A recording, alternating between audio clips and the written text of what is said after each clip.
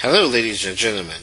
This video clip analyzes the Android tablet PCs that are actually below $100. I'm very sure most of us are looking for good deals out in the market, and it'd be nice to know that we can actually get Android tablet PCs for under $100. Isn't that not great? If you look at the past in 2010. We realized that tablets were kind of expensive. We're looking at about maybe $4.99 for a tablet PC and all that. So we'll take a little bit of a history path to look at how tablets evolved, and of course how the prices evolved or changed from the $4.99 mark down to the sub $100 mark. Okay, so let us start by stating the fact that tablet PCs were in existence before we were all born. Actually, in 1888, that was when the tablet PCs were first patented. There was a patent all the way back in 1888, and since over 100 years ago, these devices were in existence. However, the first demo was actually done in 1956 using an electronic tablet called a Starlater, and that actually was more or less the first time when people actually saw tablet PCs working in the public place. As you also know too, in scientific movies, the sci-fi movies also had a glimpse into what PCs will be like in the future. In 1966, there was a Star Trek episode that actually used clipboards, which was more or less a tablet PC then that showed faces of who they were communicating with, and they also used it to type information across to each other. So that's very good to know. Well, looking at tablet PCs, from my own understanding, in the 90s we had the compact iPad, we had the Palm products. All these were all touchscreen devices that were used then to record information like address, contacts, like phone numbers. More or less, we had these devices right back in the 90s, but they were not that popular, and they were limited to just very basic usage. But that increased sometime in the early 2000s when OEMs like Microsoft and HP came out with the tablet notebooks. Then it was an excellent solution for doctors and business people, especially salespeople. They wanted to scribble down some important notes during meetings.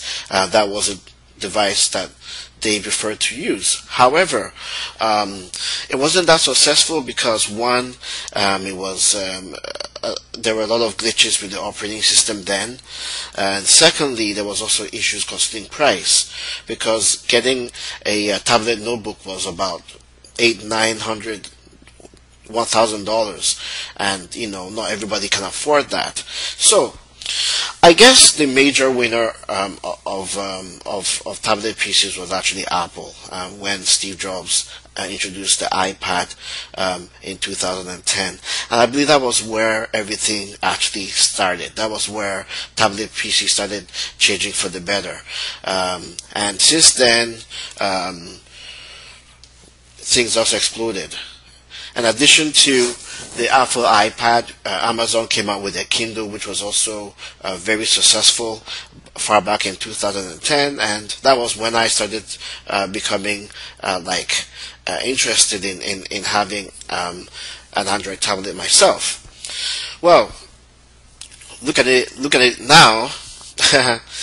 Everybody produces tablets, everybody, but we forgot to mention there are companies out there in the Asian coast China, Korea, and even India. They actually manufacture a lot of these tablet PCs. I bought mine in 2010, and yeah, it was a bit crude, but I believe that they also helped in bringing a lot of awareness into the public place. So because everybody started producing tablets, prices dropped dramatically. Okay, and of course with new technology like the dual core processors, like the front and back cameras, and with more storage capabilities and even more applications out there for tablets, tablets became more popular, and currently it has outsold laptops if you go to the retail stores for today. So yes, the cost of tablets are decreasing rapidly, and you can actually get a good tablet for even about the price of less than $100.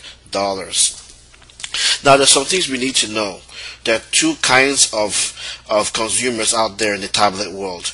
There are those that would like to buy a tablet for $4.99, $5.99. You know, those that stick to brand names like the Apple iPad and the Samsung Galaxy. Yes, they're also there. But then you also have those that would prefer to buy a tablet for less than $100. It's just like, you have, well, forgive me by saying this, but you have, of course, the middle class shrinking. Likewise, when it comes to any product out there, the in-between prices might not seem to work. Take for example, we saw HP, for instance, bringing down the price from $3.99 for the entry tablet down to just $99. And when the price hit $99, oh my goodness, HP touchpads sold like hotcake. And within 1 day in the Canadian market, 1 day, all the tablets were all sold out in the whole market. And that was really, really interesting to know that consumers are waiting to buy tablet PCs below the $100 range. So we know that for next year, for 2012, people will be looking out for tablets with that specifications and price point. Now, looking at the futures of such tablets, yes, currently we have these tablets that run usually Android 2.2 that have a single core processor. Usually those tablets are about 7-inch in screen size. You know what? The bottom line is that because of Android's of Google's success in rolling out Android operating systems on the smartphones, we have a lot of tablets that are out there that still run Android 2.2 and 2.3, and they have a huge application support base. So talking about buying a tablet for less than $100, yes, it is still safe because we have a lot of applications that run or that support those operating systems.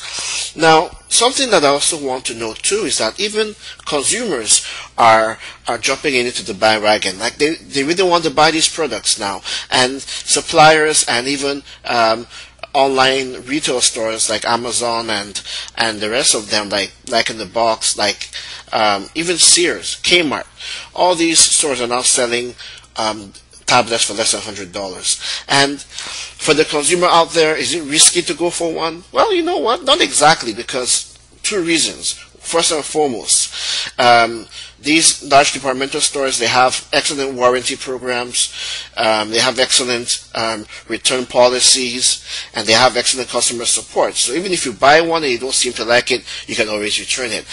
Then the initial fear was that, if I buy a sub-$100 device, what happens if it fails on me? Well, the good news is that most of these retail stores would offer excellent support services for you, so the risks have dramatically reduced. But I believe another thing too that that will make us even more comfortable buying sub $100 devices is that yes, if HP can do it, others can.